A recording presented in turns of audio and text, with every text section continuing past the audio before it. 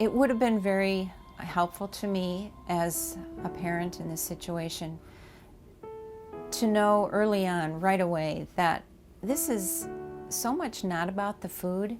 I guess the first time there was a problem, I was at Girl Scout camp, and I was 14. And then it evolved around age 15. I definitely was deep into my eating disorder by the time I was 16. He was a sophomore in high school. He was 15 at that point. This was me and my sister before she got sick. We took him right away to his pediatrician once we realized something was up, but we're told that boys don't get eating disorders. Eating disorders have several different causes. One of the most commonly recognized problems is the sociocultural factor that our society promotes thinness in just about everything we see and do.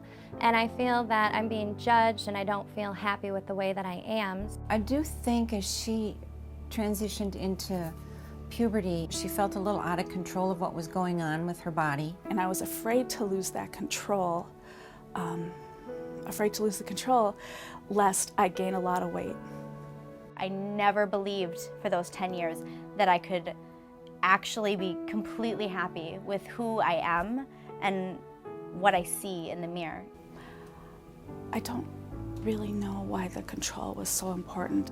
The fact that this is complicated, there's a lot of things going on in their heads, and it's not just about the food. The food is just what they're using to control a little piece of their life. To the rest of the world, it really looked like I was just one of those people who was out there dieting constantly. Well, I guess I didn't know she had an issue. Never once did it occur to us that an eating disorder would be something that we would deal with our son. It was not even on our radar. I mean, I was absolutely stunned. I didn't see it coming. It was such a dirty secret to me.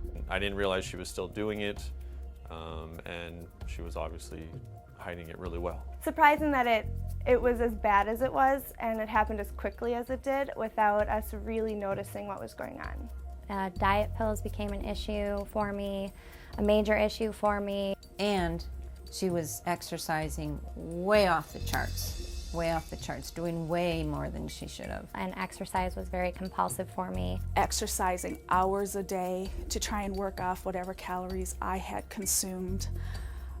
Everything focused around that.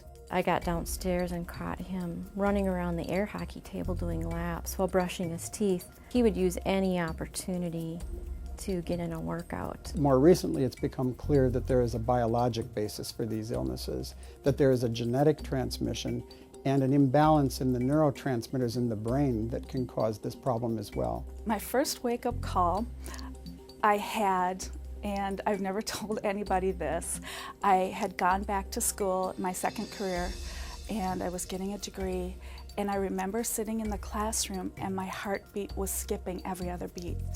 And when it skipped that beat, that second beat was very painful. At my lowest, had to go into the cardiac unit. I was having so many heart issues. The really sad part was I was so afraid that if I told somebody that they would stop my behaviors, that I never told anybody.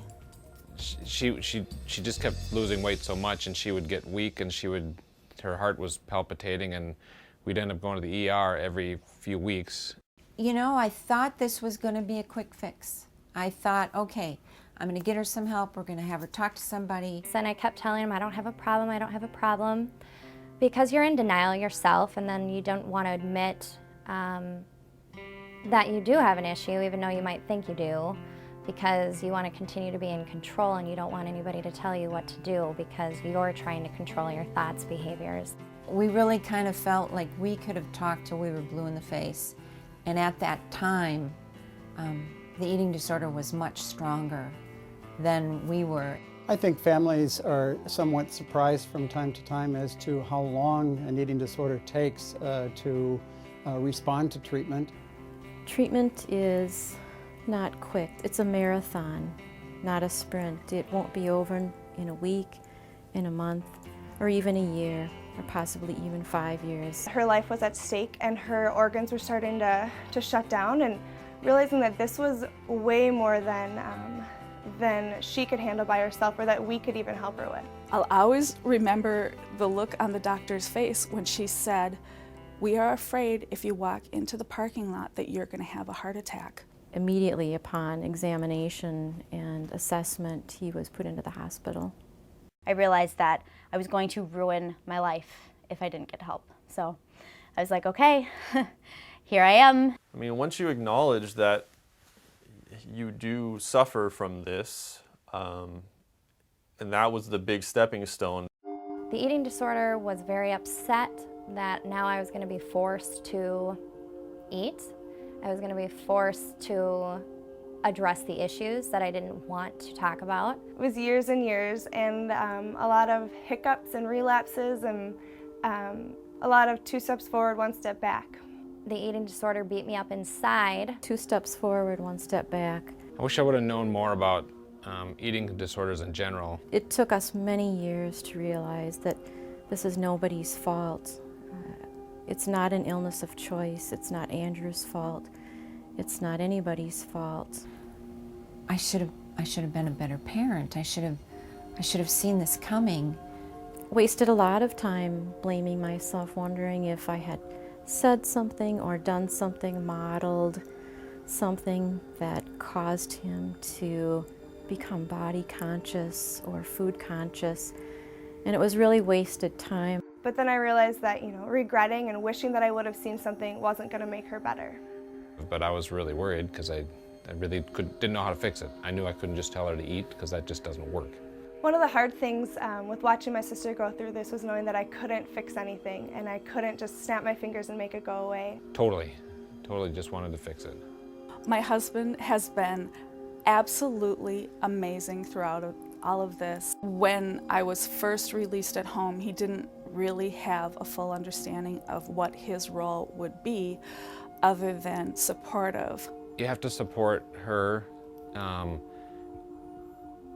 you can't force her into anything because she's my spouse. I mean, and so she needs to kind of make that choice and make those decisions on her own. We needed to be very patient, that this was going to be her war, her battle, many battles, and that we were not going to be able to fix this one as parents. My primary doctor that I preferred going to had shared with me that if this cycle continues, you will never be able to have a child because you're not allowing your body to do the things that it needs to do.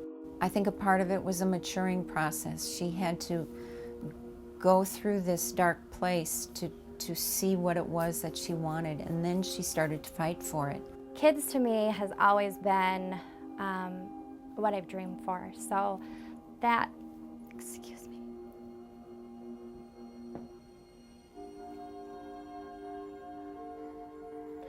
That was very difficult to swallow.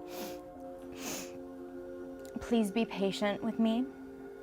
It's going to be a long journey. It's going to be hard. But you have to do it with them. And I think that's what they need. They need you to do it with them. You can't do it for them. They can't do it by themselves. They need support, and they need you. Don't give up on me, and just knowing that you're not going to give up on me will help me immensely. I'm just there for her every day, so whatever I did, I'm glad I did it. And so I would encourage all of you to learn as much as you can. Read, listen, watch. The more education you have on it, the more helpful you will be to your loved one. You need to take care of yourselves while your child is going through an eating disorder. You are their main sole support, and you should not feel embarrassed or ashamed. For my young adult life, everything revolved around food, exercise, diet, maintaining my size. And what I wish I would have known is how much more there was to life than that. Life is a lot better now. It's really good. And now I have room for life, and I have room for friends, and I have room for relationships, and I have room to be in a career that I really love. I would just tell her to keep fighting. It's tough. but it's really worth it.